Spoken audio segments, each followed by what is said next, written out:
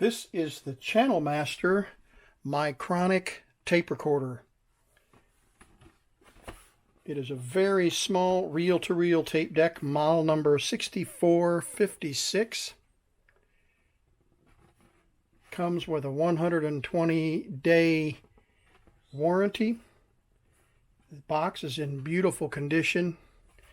Gotta love the 60s graphics. And the manual, it's a copy of the manual, came with this eBay purchase. Basic instructions and the specifics. It's a capstan drive, which makes it particularly attractive. 1 7/8 inch per second, which is the slowest of these reel-to-reels. Has a wow and flutter of 0.5, and we'll see in a moment what that actually was when we tested it on our wow and flutter setup. Uses 6 batteries, 6 AA batteries. Has a built-in microphone wired in, and 8 transistors. So 2 transistors are used for motor speed control and 6 transistors for the amplifier. Definitely good quality audio. The reel size is 2.5 inch. Now I want to give you a point of reference. The tape reels are 2.5 inch. 2.5 inch. And compared to 3.25, which is what a lot of the reel-to-reel tape recorders played on, 3.25, or the standard 3-inch reel. So we have 2.5, 3-inch, 3.25, and then we saw in an earlier video 1 3/4. So there's 1 3/4, 2.5, 3, and 3.25. Those are the size tapes that typically would find. You may recall we did a video, and you can check it out on my channel here. We did a video on the sound camera by Concord, and these are also 2.5 inch, so they're the same size as the Channel Master. These are a closed reel, these are an open reel, but other than that, I don't remember if this plays 1 7/8. It is a capstan drive tape recorder as well. So those are the different size reels, and this particular Channel Master is a beauty. Look at that shine. I love that chrome. Now if that's not 60s chrome, I don't know what is. Beautiful. Record. It even has a forward button, which is an unusual feature for this era of tape recorders. It's a 9-volt input, has a earphone, they call it monitor, earphone jack, volume control, rewind, stop, and play, and the microphone is stored right here in the player, and it has an on-off switch, and it's hardwired into the tape recorder, so you can't unplug it. So you can actually just leave it in the tape recorder and record without even having to fiddle with an external microphone. You can just snap it in place here, and it's ready to go. This features also a radio input, which is an auxiliary input, we would call it today, and you have the select switch, which is gain, a microphone setting, and a radio setting. So that's it. Let's look at the battery compartment. Pretty standard. 6 AA batteries, felt material instead of foam. So they put a lot of thought into this. It's made in Japan, as you can see. Made in Japan. and I believe that is the date code 704.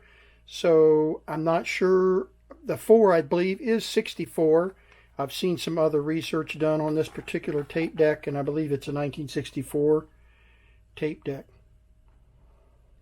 Alrighty, so what I did, I replaced the belt. Let me show you that belt, what condition it was in. I'm not going to take the deck open. I'm not going to cut it open and let you see what's inside, just because I don't want this to be as technical. But here is the original belt, and it formed a couple of pretty serious notches. Ordinarily, this wouldn't be a problem for a drive belt, but this belt drives both from the inside and the outside. So take my word for it, it wouldn't work. It would get stuck in this little tight round spot here, and the take-up reel wouldn't work. So here's a belt that I 3D printed, and I printed 2 of them. And even though this belt is round and this one is square, it seems to work just fine. So I want to demonstrate the playback capability. There is a recording on this tape of a mother, and she identifies herself earlier in the tape as being a mother of 4 kids, and she's sending this letter, audio letter, to some friends. They had had a visit recently and someone got sick, and so she's talking about that illness here at the very end of the tape, the end of her conversation. So, and then I'm going to jump right into a few seconds of some David Koz jazz. Wanted you to hear that, and then I'll fast forward it to a voice recording that I made, just outlining some of the specs on the tape. It was real cross, and I imagine this is why we got it, was because he was probably in the process of it and feverish, and I suppose you pick it up easier than this.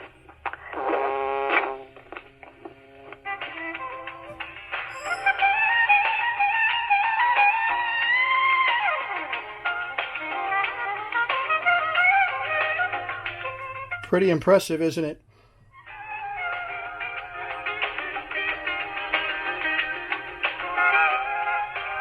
All right, we're going to fast forward through that song.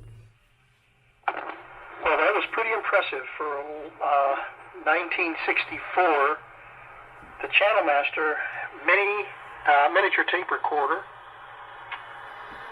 model number 6456. This is a beautiful little tape recorder with the small reels, 2 inch and something. Let's see here, what do the specs say? The specs say that the reels are 2.5, which we just talked about. So there's a little bit of flutter in the audio. Some of that has to do with the felt pads that are pushing up against the tape here. And that is an issue that will cause the tape to vibrate. And so I'm not going to replace the felt. I think that the transport system is just borderline. And the specs, after replacing the belt, cleaning the pinch roller, the capstan roller, the tape path, everything, I get a wow and flutter, which it says on the specs should be a maximum of 0.5%. Well, the test that I ran, 0.58. So that's pretty impressive. That is low. If you remember on some of my other videos that I did, that the standard, industry standard, basically is that you can't really detect wow and flutter around 1%. Anything over 1%, you start detecting it. So if a company advertises something less than 1%, they've done a pretty good job. And since this is a pinch roller tape recorder, and it is a 6 transistor audio setup, you can see that the music quality is much better than some of the other videos that I've published. So just wanted you to see the Darling Channel Master Micronic tape recorder.